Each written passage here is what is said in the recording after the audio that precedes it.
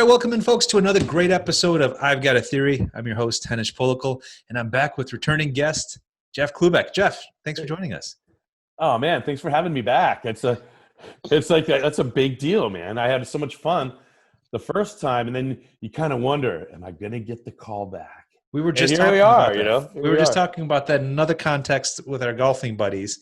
I got the call back the same time. The same time I got the call back, I gave you the call back. I'm like, cool. The call back. You got the call back and paid it forward. Yeah, exactly. This is how it works. Much like the Starbucks line that you may or may not have paid it for. Have you ever experienced one of those? Oh, where you get to the thing and somebody's already paid for your thing, and then you know. Have you done that? No, but it reminds me of like the kind of like commercial retail purchase of the electric shuffle, or where everybody's. Anyway, I don't know. I've never had it happen, but I've paid for people. I've paid for people. I've offered to pay for people, but I've never been in a line that's successfully gone several people in a row. Yeah, it's been one-offs. Got it. Well, cool. Well, speaking of paying for things, I got to thank Manscaped for sponsoring the show. We're getting picked up because we're guys, and apparently we have hair and more places than just our face. Yeah, I'm challenged above, but COVID era is really helping me see what I could do on the face. Yeah, for sure. So Manscaped, this is their slogan, and they really take their men's grooming products seriously with lots of lotions. I mean, the kit they gave me has quadrupled my product regimen because I used to just have soap and toothpaste, and now apparently I've got ball toner.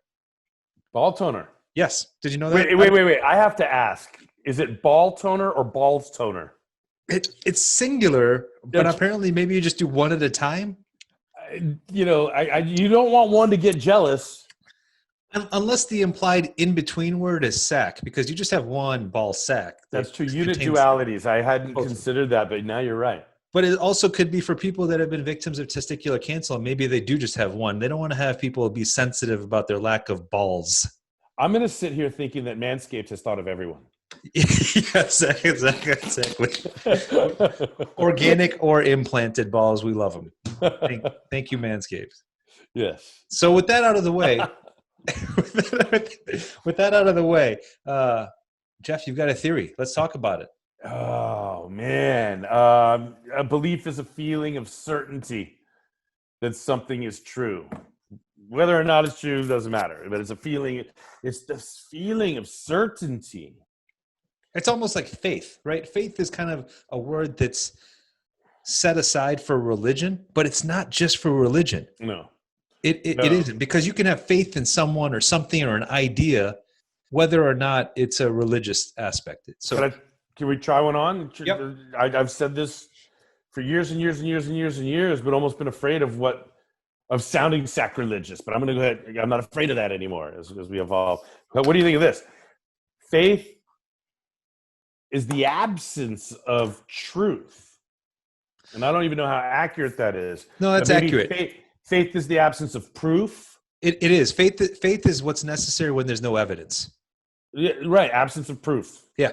Right. Yeah. For sure.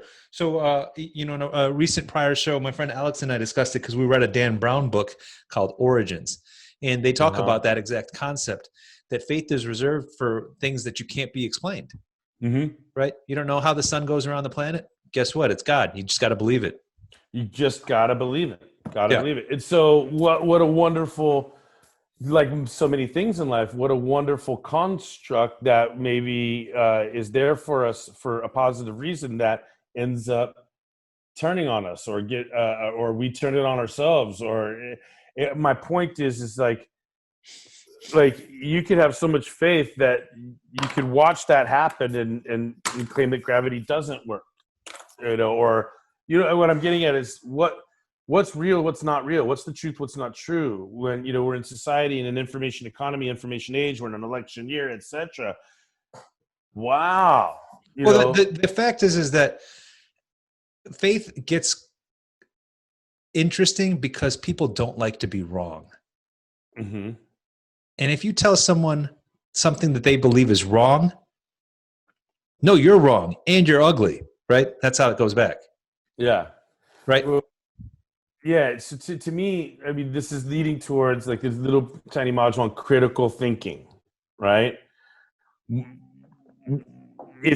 I wonder if you ask 10 people, what is critical thinking? They might answer, well, thinking critically. Well, what is thinking, right? And then other people, when I used to teach this in the classroom, when I was an adjunct professor before I retired 3.5 years ago, almost 4 years ago, what is critical thinking? And some people would say thinking outside of the box. Sure, getting better, right? Okay, getting closer. And then I would say, well, what's the box? Yeah. I would say it's being able to think about any type of topic from different perspectives and perspectives that you disagree with. Different. Yeah, the box is unquestioned information. Yeah, is what I would share. Right. Okay. So information that's presented that we don't question, that's not, right. So what prevents us then? Right. If there's information coming on, and I'm not going to question it, I'm not going to consider it from multiple perspectives. I'm just going to accept it on surface face value. What prevents me from questioning it? So I used to teach critical thinking and 5 personal behaviors that we all engage in that get in the way of critical thinking. One of them is they're all rooted in ego defense. Like you said, people don't want to be wrong. They want to defend their ego, their sense of self. Rather than expand my sense of self, I'm going to defend. So fight or flight. Sure. Right. And so, fight or flight, physical, right? Danger, like dinosaur, I'm running. Spider, I'm going to kill it, right? Yeah. Isn't it interesting, though, how we knew which is which, though? Like dinosaur, I'm running, but spider, I'm going to attack.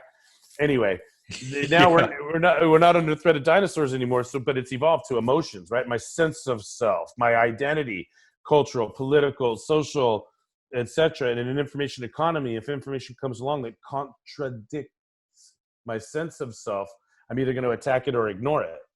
Yeah, and now we're in a new era where people's identities are what they believe and who they support, as opposed to something more critical, more critically thinking, right? For me, I really like this podcast because I want people, my guests, myself, anyone that's listening, to think critically and to increase the awareness of what they know or what they think they know, right? Mm-hmm. I like the cliche of question everything. Question everything.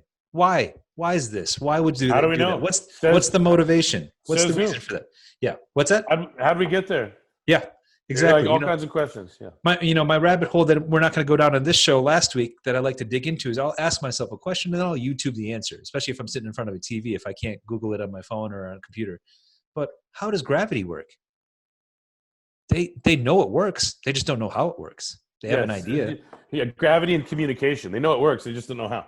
I joke around, like I was having a conversation earlier today, like communication, accountability, integrity, these things that everybody knows is the solution or the reason, but nobody knows how to actually get better at it, right? I mean, that's the world I play in personal professional growth. We try to get better at communication, accountability, integrity. But wow, I have a theory. That and I have a question, really. What does it take to change a belief? If somebody, I think you have to be willing to accept that you could be wrong about what you think you believe. Mm-hmm. Right? You have to go into any conversation that way, because the worst thing is when you're trying to have a conversation with someone who says, "I'm right, you're wrong, no matter what you share with me." Right? And we get a lot of that nowadays, right? I don't care what the evidence says. I know. I believe. I know what I believe, and what I believe is true, and no one can change my mind on that. And then I love when he says, "Oh, wait till they discover the truth. Wait till they come out with the truth." Wait a second. So you're telling me to believe something? It's like there's this truth in phenomenology, right? Is when our mind fills in the blanks. Mm-hmm. Our mind fills in the blanks for what they're not telling us. It's like a 90-minute movie. We can go on a 40-year journey in 90 minutes, and our mind fills in the blanks of what happens in between. That's how you get 40 years in 90 minutes, phenomenology. So there's a lot of people that are making up stuff in their head to fill in the blanks of what proof is not offered or evidence is not offered or observable, verifiable truth is not available. So they make up something, like I not to go red or blue or go down a political rabbit hole, but I wonder, like there's people that are still waiting for the proof to come out on Benghazi and Hillary, and there's people that are now waiting for Hunter's laptop and the election is this. Like what? I'm afraid that there's prevailing forces that want the populations to agree that there is no truth. There's just what you believe. Right. Or what's shared, right? I mean, we see the truth being shifted constantly. Oh, what we thought we knew was wrong, and now it's this. It's completely the opposite of what we told you last week. So the truth is changing, right? And we see this with coronavirus, right? Yeah. Oh, you could be an asymptomatic spreader. Now they're finding out, oh, well, that's actually probably not possible. You can't be an asymptomatic spreader. Well, what the hell are we doing then? Oh, we gotta flatten the curve because the ICUs are full. Oh, actually, the ICUs are less than 20% capacity, and we've laid out thousands of nurses and healthcare workers because the hospitals aren't busy enough. So what's the truth? What is it? Well, I'm hearing that's my point. Is I'm hearing both. Yeah. I actually know hospital workers who say they're max capacity, and I hear reports like what you just said as well. So what's and then we have our livelihood, we have our families, we have our businesses, and we have to live. We don't have time to research every single discrepancy out there. Well, you got to dig into what's important to you, and if you want to, if you want to say, "Hey, I'm going to hang my hat on this truth," you got to have something there substantive, right? Because my hat doesn't hang on invisible truths. Yeah. So where is that in our leadership, in our social discourse on, how much of a responsibility does like the Twitters and the Facebooks have for policing truth, or how much responsibility do the news networks? I mean, at the end of the day, it's a business, right? And all they really need to do is deliver audiences to advertisers for the business model to work. How much are we depending on left, right, central media to give us truth versus just deliver us to advertisers with the next televised conflict? Yeah, I mean, that's the odd thing about social media or media in general. There's very little obligation for fact checking. Mm-hmm. Right? There's very little obligation for fact checking, and then so the truth is really, it becomes so individual. We're trying to divide people in this U.S. between one set of truths versus the other set of truths, and it's hard to understand what's the real truth anymore. Like this vaccine That's the whole problem, I think, and I think it feeds into stuff we've seen in history. Ways that populations are controlled. I think questioning truth is one of the ways. Yeah, and I talk about this, with just friends casually, not recorded. And, I remember it was talking about like conspiracy type stuff. And I was like, hey, what about Jamal Khashoggi, the guy, the Washington Press reporter that was slaughtered by the Saudi Arabian government effectively and taken away in body bags? Remember that a couple of years ago? Did you hear that story? Yeah, I couldn't quote it to you. I couldn't explain. Okay, so basically, this guy, was trying to get like his marriage. So if it was under the Trump administration and Trump got heat for not saying anything, is that the one? Exactly, because it was the king of Saudi Arabia that ordered the execution of this American reporter because he was critical of Saudi Arabia. Right. And a couple of weeks later, he left like the Lebanese embassy in a body bags, not just one, multiple, because they chopped him up. Yeah. Right. And it was like clear evidence linked back to the king of Saudi Arabia. And like nothing happened. And he was just trying to report the truth. Right. So in his case, the truth was met with an execution. Yeah. Right. And so that's super bizarre. But, this comes back to the difference between like truth and faith. When, if and when the government says, hey, you're now forced to get vaccines for this current coronavirus that we have. My wife was half joking when she said, hey, I'm going to say that my faith doesn't allow me to take this vaccine. Then what? Right? Then what? Then you're going to question my religious beliefs? Well, hey, they did it with Muhammad Ali. Why does your wife think she's safe? Yeah, exactly. So this gets real tenuous, right? I mean, because basically, we're having a conversation between faith, truth, and facts. And, believing things, it seems to be enough in this world. Just believing one set of whatever you want to believe, whether or not it's factually rooted, is kind of odd. And that's why I want this show to be kind of science leaning, because I feel like scientists aren't guided by faith. They're guided by evidence. Yeah. Saying, can I prove it? Yeah. Can I prove it? Can I reprove it? And can everyone else that's looking at my information also prove it on the other side of the planet? Right. And when they can, they're like, okay, cool. Scientific consensus says that A plus B equals C. Mm-hmm. And we've been able to repeat that. Yeah. An old buddy of mine used to say, the only laws I obey are the laws of physics. Yeah. And then, and now we find that the laws of physics might not obey themselves. The laws Yeah, are well, changing. and then you get into quantum physics and, you know, our capacity to discover more. I'm okay with that. I'm okay. Hey, we knew this and we were able to discover more. Now we know that, you know, Right. or We'll we have to revise the theory a little bit. we were, all, you know, we knew this and now we're able to dig a little further. So we found another bone and we analyzed it. Now we know this. And so we have to update our body of knowledge. I'm all for that. But, you know, I don't know about CDC guidelines switching in the matter of 48 hours based on, you know, responses to tweets or whatever. Yeah, right. I mean, that's exactly right. And, you know, there's all these things that happen. And, you know, you mentioned that term, phenology. How do you say that again? Phenomenology. Phenomenology. It's like a Yeah, phenomenon. phenomenology. Yeah, that's Is the root word phenomenon? yeah. Okay, Yes, yes. phenomenology. Interesting. Phenomenology. Yeah, it's Yep. my understanding of that term is our mind filling in the gaps. Like our mind can piece it together. And we do Stuff that with that's not. human history, right? We dig Yep. up a bone from 10,000 years ago and say, okay, cool, these people could make tools. We dig up a bone from 20,000 years ago, like, okay, cool, they can make fire. We dig up a bone from 1,000,000 years ago, like, these people were still living in trees, Mm-hmm. right? Mm-hmm. And then they make the logical conclusion that they jumped down from the trees and started making fire and tools and stuff. I'm a communication guy, so it's easier for me to respect the scientists and the life scientists and the physicists, and the chemists, you know, the chemists and all that. I'm a communication guy, liberal arts guy, you know. So I have a lot of respect for scientists, archaeologists, people that do the science. You know, it was Well, never, they have very little alter agenda, right? yeah, Their goal is to figure it out. right. Their Your goal guy, isn't to truth and prove, discovery and knowledge. Yeah, yeah, it's not to prove some old belief or someone's old faith. It's just say, okay, here's my hypothesis. Let's see if I could put this together and provide enough evidence so this hypothesis turns into a theory. yeah. And Like then eventually the theory could turn into a law. yeah, when it comes to science, it's you know, like I'm Jewish, right? I was bar mitzvahed, but I just don't know how a Red Sea can part. You know, I think it's phenomenology. I think that it's the storytelling that gives us.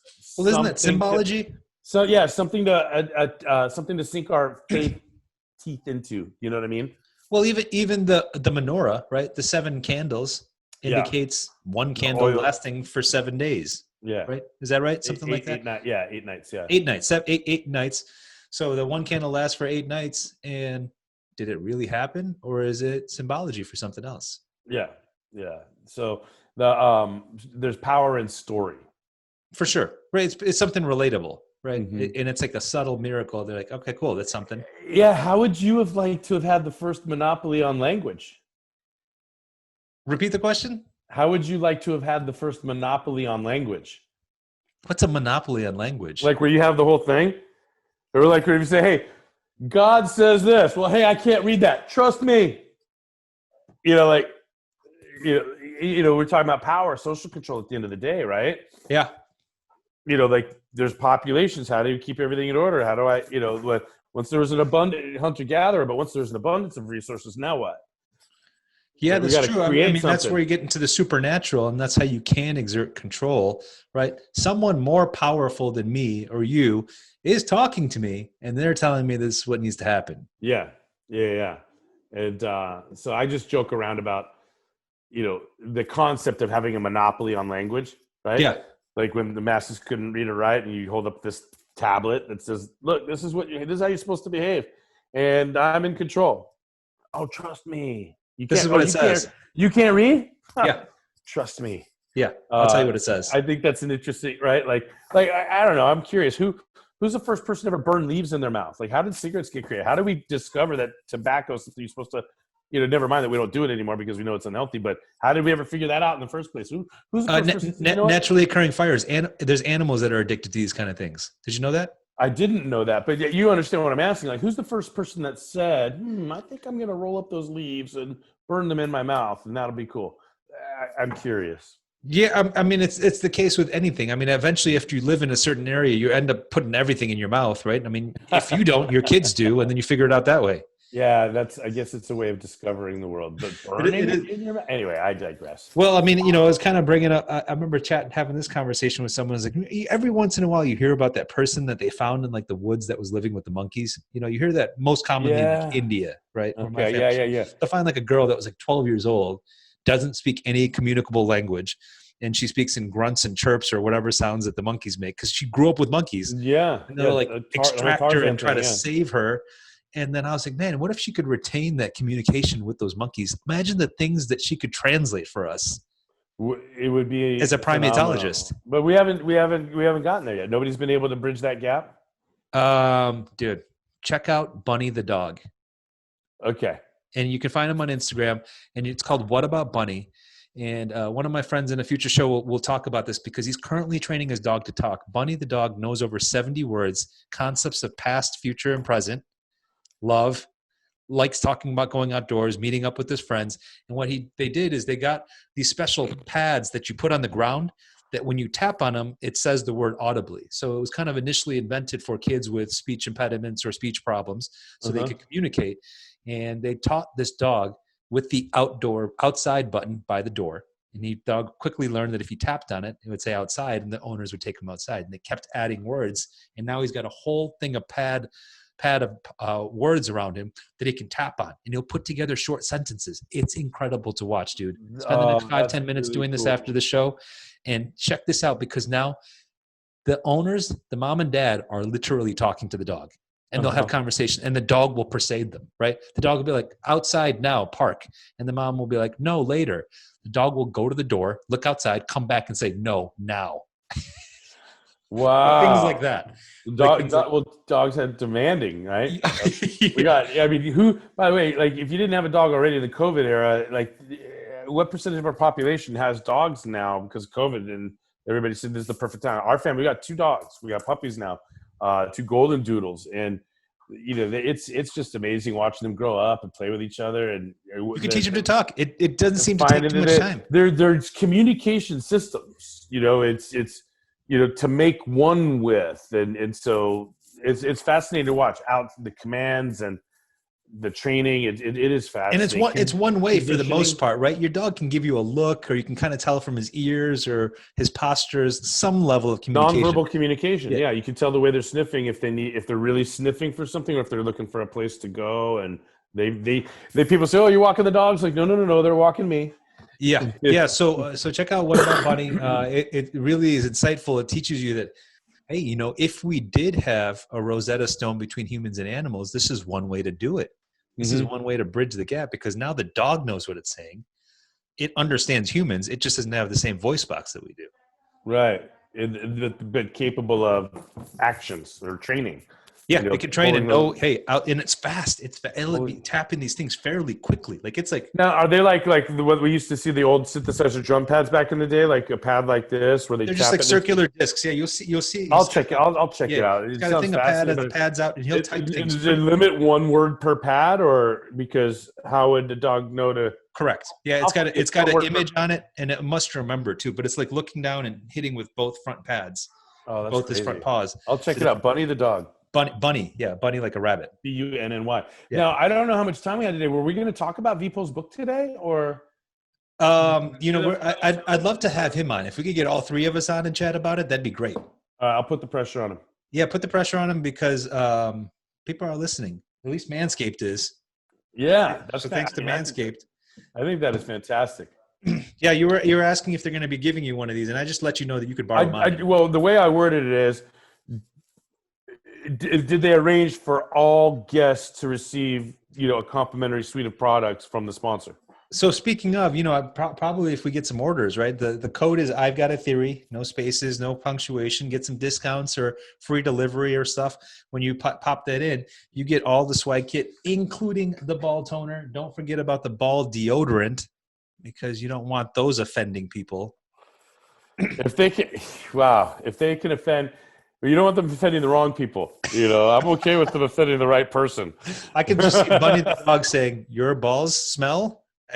Go outside. I've got a theory. So the code at manscaped.com. I've got a theory. No capitalizations, no apostrophe. Just all one mushed word. I've got a theory. Yeah. Awesome. The other one was taken already. They wouldn't take IGAT as the code word? That would have been a good one too. I mentioned theory, but I'll pitch that. That's a good one. When I have promotional stuff, and you know, the shorter the better.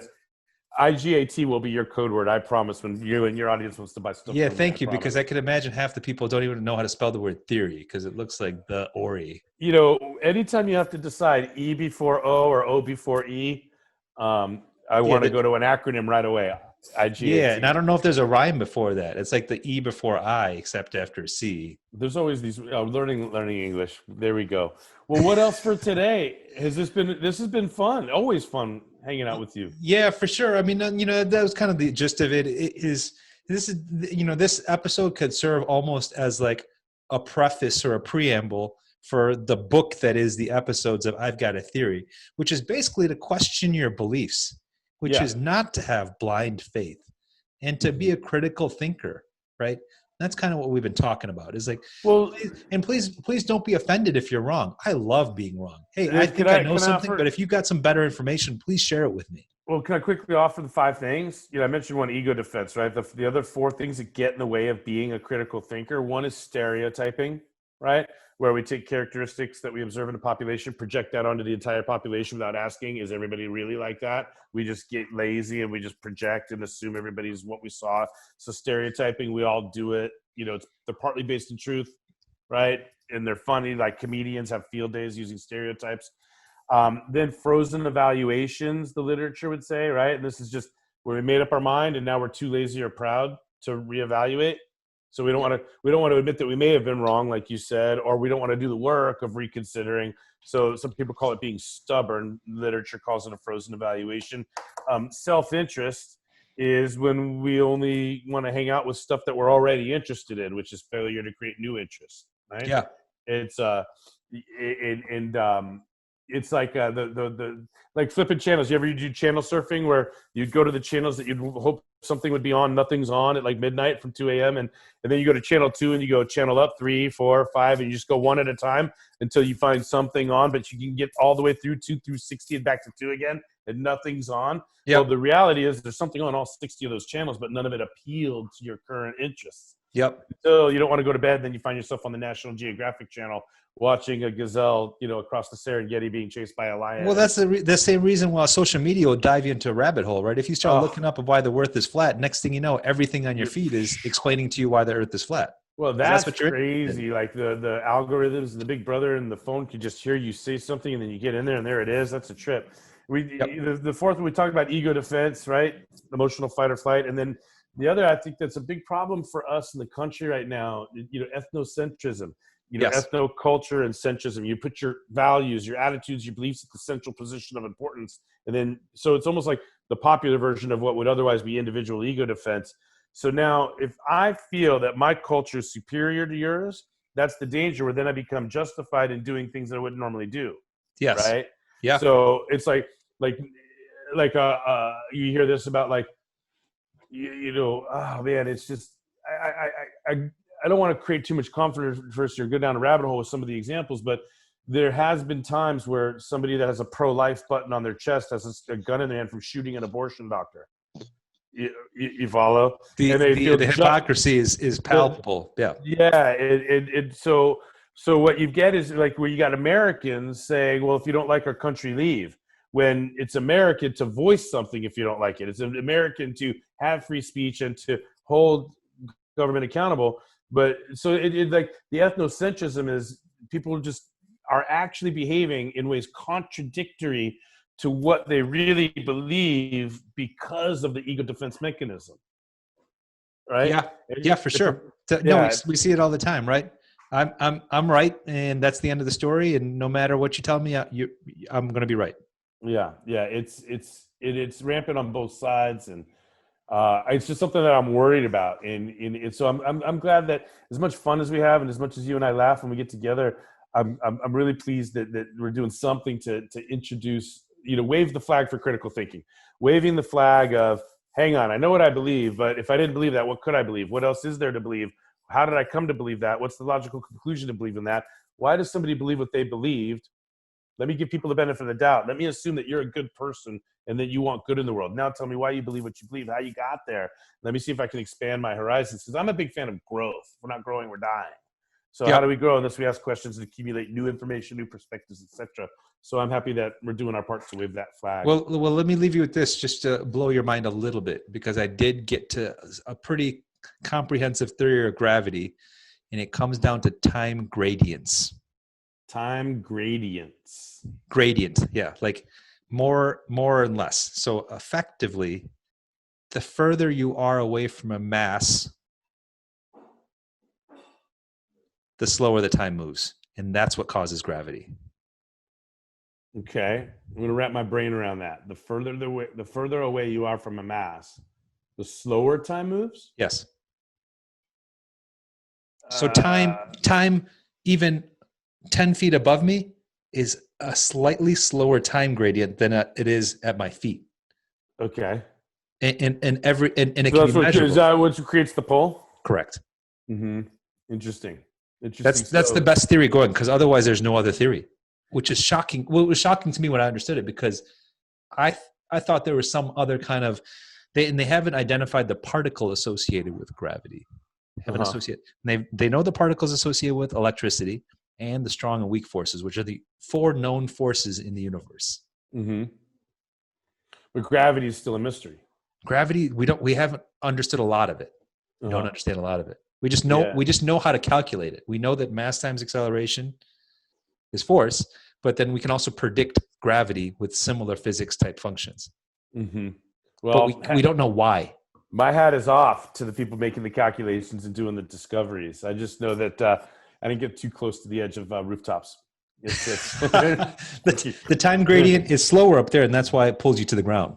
You know what? Isn't that interesting? Yeah. So would you say that leads to when time is actually, I guess, from a laws of physics perspective, slower? Does that then equate to an ability to relax or get more into Zen-like states? In other words, the closer we are to a mass, or the more stressed we are too? I don't know how much it relates to human physiology as much as like huge celestial bodies and space-time itself. Aha, you like the huge celestial bodies. I got you. It's more relevant there than how much more is the gravity at the top of my brain versus at the bottom of my brain. I thought another Manscaped plug was coming in after that.